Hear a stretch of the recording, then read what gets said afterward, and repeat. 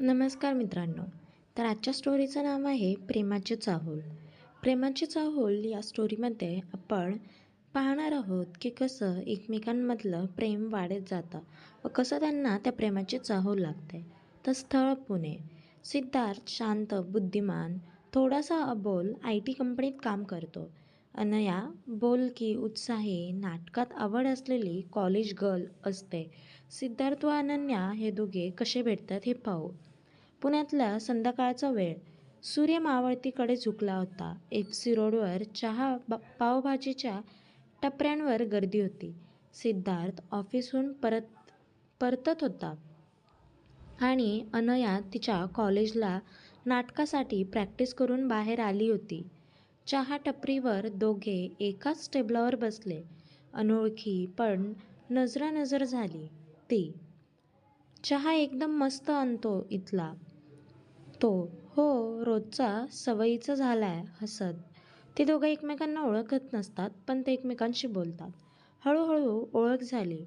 बोलणं वाढलं. कॉफी, पुस्तके, नाटक, कविता दोघांचं विश्व जुळू लागलं.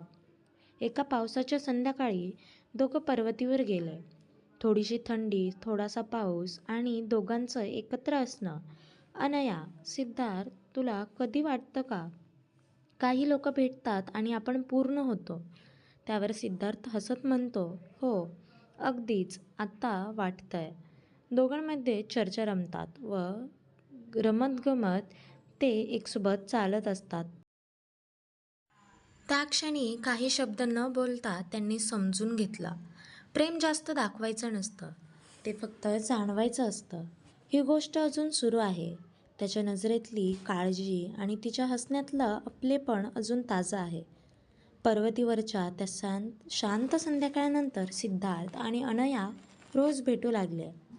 गप्पा, फिरणं, कविता आणि कधीकधी न बोलता एकमेकांच्या नजरेत बरंच काही बोलणं. पण जसं प्रेम वाढतं तसं समजूत आणि समजसपणाचंही स्थान असतं.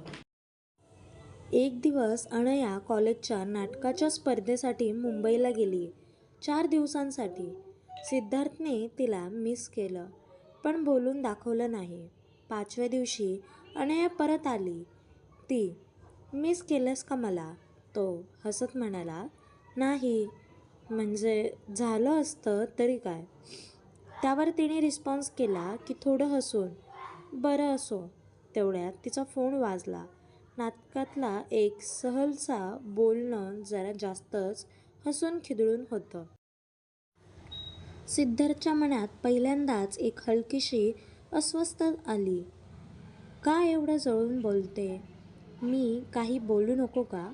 पण दुसऱ्या क्षणी त्याला जाणवलं, प्रेम हे विश्वासावर टिकतं, संशयाने नाही. त्याने तिला डोळ्यात बघितलं आणि म्हणाला, अनया, तू आनंदात आहेस ना? बस, मला एवढंच पाहिजे. अनयाच्या डोळ्यातही थोडंसं पाणी आलं. ती जवळ येऊन म्हणाली, सिद्धार्थ, तू बोलत नाहीस फार, पण जे बोलतोस ना ते मनाच्या आत भिडतं. त्या दिवशी दोघांनीही न सांगता एक वचन दिलं. नातं निभवायचं, समजून घ्यायचं आणि विश्वास ठेवायचा. कारण विश्वासामुळेच एकमेकांमधलं नातं हे टिकून राहतं. आणि आता अनया व सिद्धार्थ या दोघांचं नातं एक अतूट नातं बनलं होतं. त्यांच्यातील प्रेम हळूहळू वाढत जात होतं आणि ते दोघे असेच एकमेकांना भेटत राहतात. तर अशाच स्टोरीसाठी व्हिडिओला लाईक, शेअर, सबस्क्राईब करायला विसरू नका.